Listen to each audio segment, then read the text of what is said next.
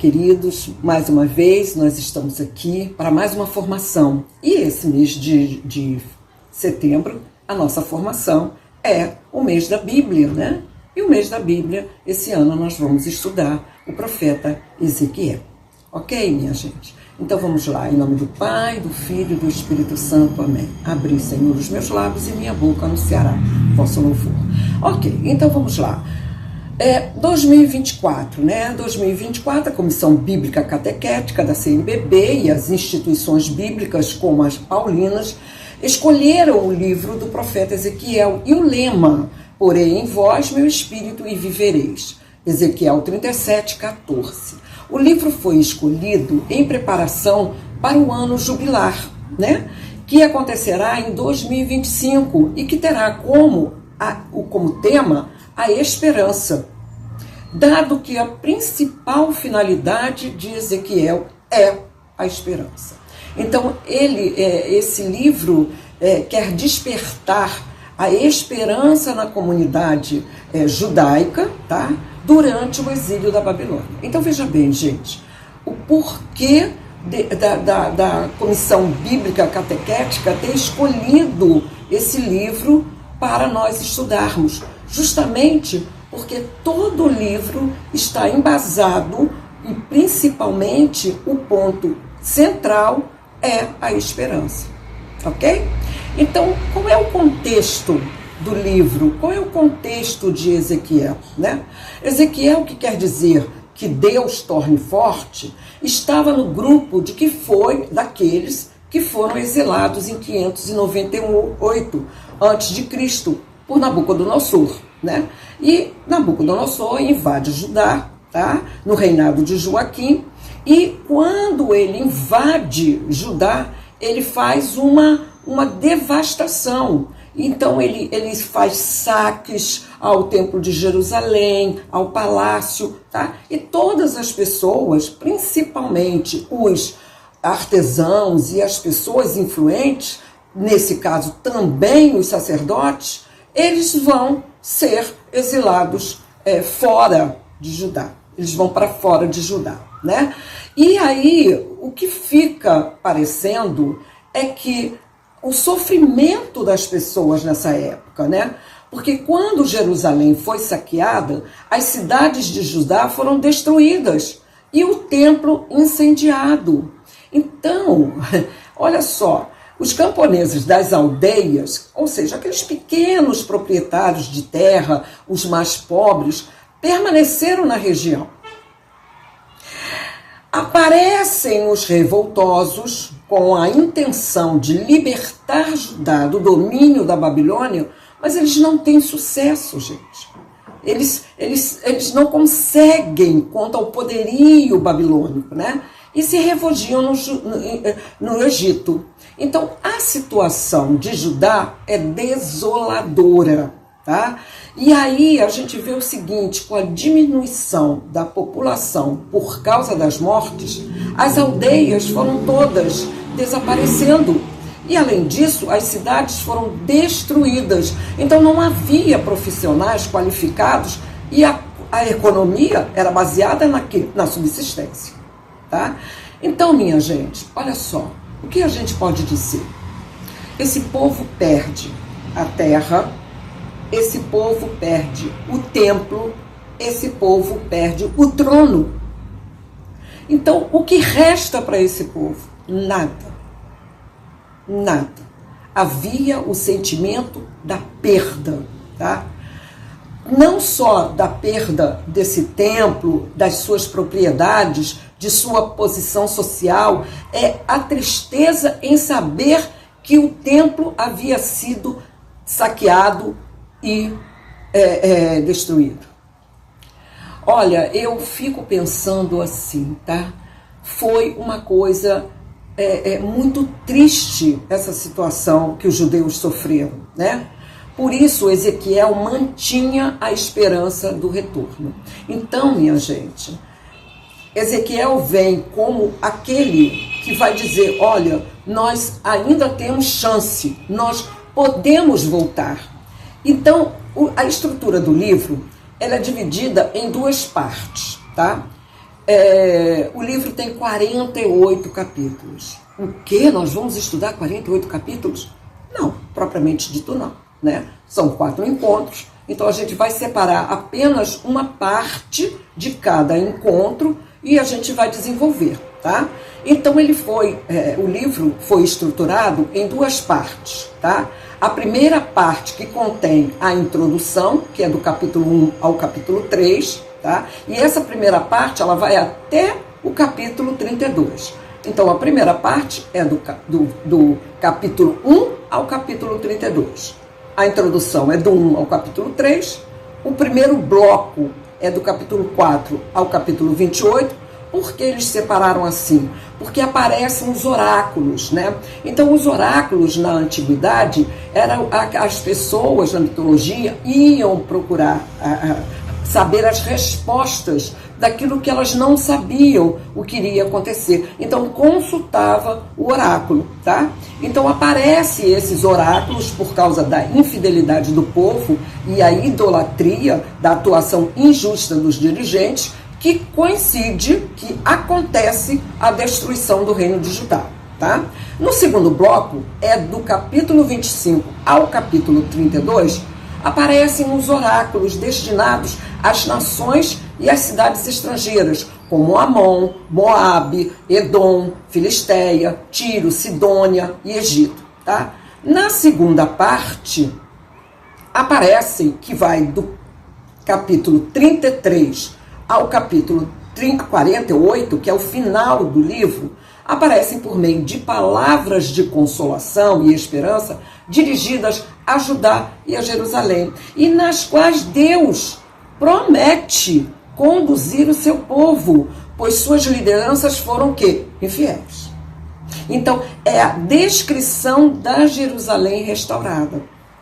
Então, é tão bonito esse livro, né? Porque ele conta uma história de algo muito triste, mas de uma situação de esperança. Então, muitas vezes a gente diz assim, nossa, está no fundo do poço, não tem mais condições, está difícil. Não, tá tudo isso. Mas com Deus a coisa funciona, tá? Destaques teológicos. Do que ele fala teologicamente é a centralidade do culto, visto que Deus manifesta a sua glória de forma especial no templo e na liturgia. Então, no livro, a gente vai notar a centralidade quando ele fala do culto, tá? Falando do templo, falando da liturgia. Ele também descreve todo o livro, a fidelidade de Deus e a grande infidelidade do povo, tá? Ele fala que não há conversão por parte do povo, nem mesmo o reconhecimento de suas culpas. Então, por isso, a única possibilidade de salvação para o povo está em Deus. Então, olha, né? Ele que realiza, e aí Deus vai realizar o quê? Um novo êxodo. Então, eles tiveram o êxodo para ter a terra prometida. Então, agora Deus vai fazer com eles um novo êxodo, ou seja, eles vão retornar para suas casas, eles vão retornar para a terra prometida, né? Então é o retorno deles, mas é necessário que se tenha o quê? A própria terra restabelecida, mas é essa terra da aliança. Então, para viver em paz, é necessário ter essa fidelidade a Deus, às suas promessas, não é? E ao seu nome, mas também essa grande aliança que deverá ser feita. Em Ezequiel, Deus mesmo será o guia do seu povo, o qual será transformado, purificado de todo o pecado e renovará a sua aliança com Deus. Pela força de Deus, ele receberá uma vida nova, uma nova criação, na qual Deus colocará, né, seu espírito no coração do povo, na sede das suas decisões e ações, e ele viverá. Então, naquela época, gente, a sede das grandes decisões, das grandes manifestações era no coração. Então, por isso, Ezequiel coloca no livro dele exatamente isso. porei o meu espírito, né? Tirarei o coração de carne e colocarei o meu espírito. Para quê? Para que a gente consiga viver. Senão, não vamos conseguir, tá? No primeiro encontro, que nós vamos ver isso, hoje nós teremos o nosso primeiro encontro, por isso que hoje é um videozinho um pouquinho mais longo, né? Porque é a primeira semana a primeira quarta-feira de setembro. Então, no primeiro encontro, nós vamos ver o Ezequiel 3, de 1 a 15, tá? Ezequiel, capítulo 3, versículo de 1 a 15, que trata da vocação de Ezequiel e a missão do profeta, né? Então, logo no início, Deus dá a ele qual é a missão dele, qual é a vocação dele. No segundo encontro, que já é no Ezequiel 18, vai do 21 ao 28. Então, são pouquíssimos, né? Sete versículos. Ezequiel 18, de 21 a 28, que vai tratar o quê? Da responsabilidade pessoal, um dos aspectos teológicos fundamentais da profecia. Então, é a responsabilidade pessoal, né? Que muitas vezes a gente não quer admitir a nossa responsabilidade no meio de um povo, no meio da religião, a gente não quer, a gente sempre coloca a culpa no outro, tá? No terceiro encontro, Ezequiel 16, de 44 a 63, fala da mesma coisa que Ezequiel 36, 16, 38, ou seja, descreve em que consiste a nova aliança. Então, essa promessa de renovação, essa infidelidade, essa idolatria vai ser tirada de lado, né? Então, vai ter uma renovação da aliança. E o quarto encontro, que é Ezequiel 47, de 1 a 12, é a restauração de Israel, a partir de quê? Do templo, que essa vida plena será vislumbrada pelo profeta.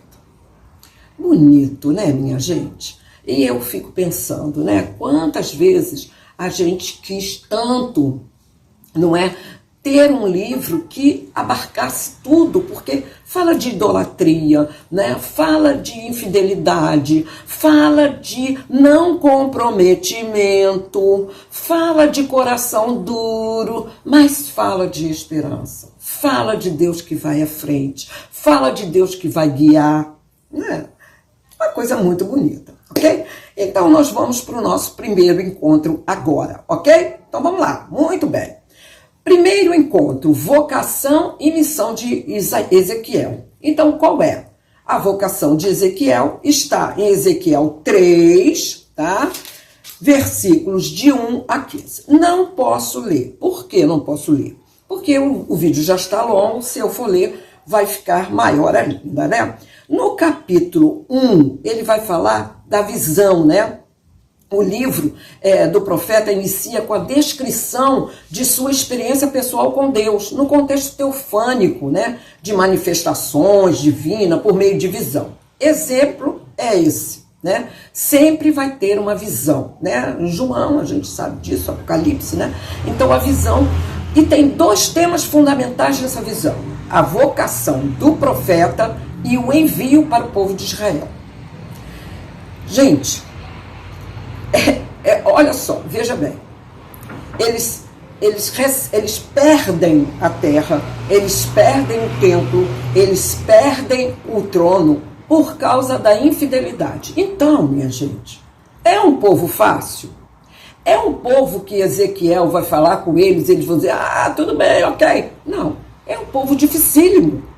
Ele vai encontrar muitas, vamos dizer assim, muitos contratempos, né? E Deus sabe disso, tá? Um povo que não escuta Deus está com uma principal dificuldade para que o profeta tenha que confrontar.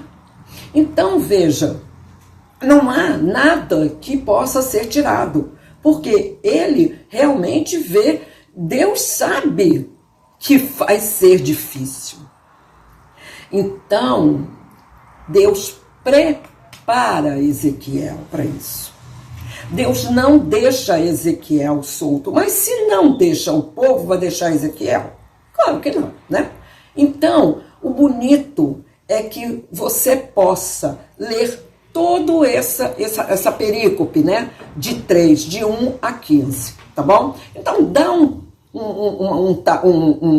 time aí, né? Dá uma partezinha, dá uma pausa no vídeo e vai à sua Bíblia, leia com calma, quantas vezes você puder, tá? E depois você retorna, que aí fica bem mais fácil. Ok, minha gente? Muito bem. Então, quando você acabou de ler, você vai notar que logo no versículo 1, tá? Ezequiel 3:1, ele diz assim: ele me disse, filho do homem.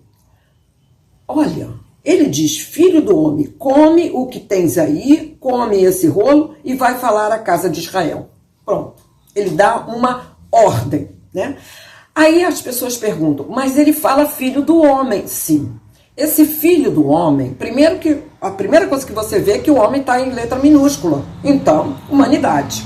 Então, é uma questão antropológica, ou seja, criatura é um ser humano, ele está falando com o filho do homem, no sentido de que esse filho de um homem, tá? É a comunhão de toda a humanidade, indica início de um oráculo divino, tá? Então, é uma coisa absolutamente normal naquela época. Então, quando o oráculo fala, vai falar filho do homem, não fala o nome da pessoa, fala filho do homem, tá? Aí ele continua, né? Come esse rolo e vai falar. Então, comer o livro, comer o rolo, é um gesto, né? Que é ofertado, que esse gesto representa o quê? A consciência de que as suas palavras não são provenientes de suas reflexões ou conhecimento, mas sim de uma profunda experiência de Deus. É interessante porque também no capítulo, em Apocalipse 11, de 9 a 11, ele fala a mesma coisa, né? O livrinho, come o livrinho. E ele diz, né, que para o profeta a palavra de Deus é doce, né? A palavra de Deus é doce como mel, pois ele é obediente à vontade divina, mas para o povo rebelde será amarga. Então, a mesma situação. Então, a gente vê que João conhecia essa profecia de Ezequiel, claro, né? Então, mas o momento é esse.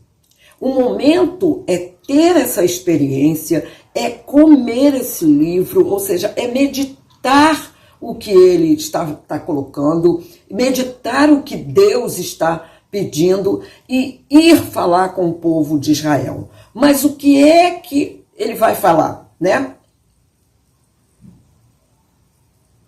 Mas o que é que ele vai falar? A sua missão não será fácil, por isso Deus descreve a situação do povo nos versículos de 3 a 11. E aí, o que acontece? Ele diz assim, ó, mas a casa de Israel, no versículo 7, mas a casa de Israel não vai querer escutar-te, porque não quer escutar a mim. Então, olha que loucura, não é não? É muito difícil. Na nona, ele vai dizer assim, no versículo 9, ele diz assim, não os tema nem te intimides diante deles, pois são uma casa rebelde. Então, Deus sabe exatamente isso, né? Mas para que a sua pregação tivesse sucesso, né, seria necessário o testemunho fiel do profeta, permanecendo firme, perseverante, mesmo diante das reações cruéis dos seus ouvintes. Claro, gente, vamos lá. Você vai ensinar uma pessoa que é difícil, né? Então a primeira coisa que você tem que pedir é o quê, né? Paciência, Senhor, não é? Por quê? Se você perder a paciência, se você perder a sua linha, como é que você vai testemunhar essa força, né? E o mais interessante é que Ezequiel aceita a missão. Sem resistir, a vocação e a visão desaparece. Então, veja, ele não resistiu. Não quero, Senhor. Olha, não sou dono, não sou digno. Não teve isso. Ele simplesmente aceitou, tá? E a visão desaparece. mas fica a convicção que a mão do Senhor está ao seu lado. Tá? Então, no versículo 15, ele diz assim: dirigi-me aos exilados de Tel Abib, junto ao rio Cobar, lugar onde moravam, e durante 7 dias fiquei ali atônito no meio deles. Né? Então, é interessante que o capítulo 15 volta à realidade, tá? Mas não é o mesmo, ele ficou atônito, né? Então, quando ele recebe essa visão, né, de Deus falando com ele, né, nessa visão, dizendo da missão dele, né, da vocação e a missão dele, tá? Ele fica realmente sem saber, mas ele aceita, eu vou falar. Mas mesmo assim ele ficou sem entender, entendendo, sabe? Querendo explicações e não tem, né? Hoje refletimos sobre a vocação de Ezequiel, que assim possamos também refletir sobre a nossa vocação, né? E missão, que não é diferente da dele, mas que também possamos manter a esperança que o Senhor está conosco. Então veja bem, tá? Para nós terminarmos esse primeiro encontro, né, eu queria deixar uma perguntinha, uma reflexão. É possível ser profeta diante da realidade que você vive? Né? Então, é importante a gente entender isso, né? Esse profetismo, né, que acontece, né, que muitas vezes não é só algo que é muito... vamos dizer assim, teofânico, não é teofânico, é no dia a dia, sabe? É nas coisas ordinárias que Deus está presente, né? Então, muitas vezes você está vendo alguma coisa, tá? E Deus te dá a coragem de falar, né? Ok, minha gente. Então, por hoje nós ficamos aqui, tá? Tchau, tchau e até a próxima semana, ok? Tchau, tchau.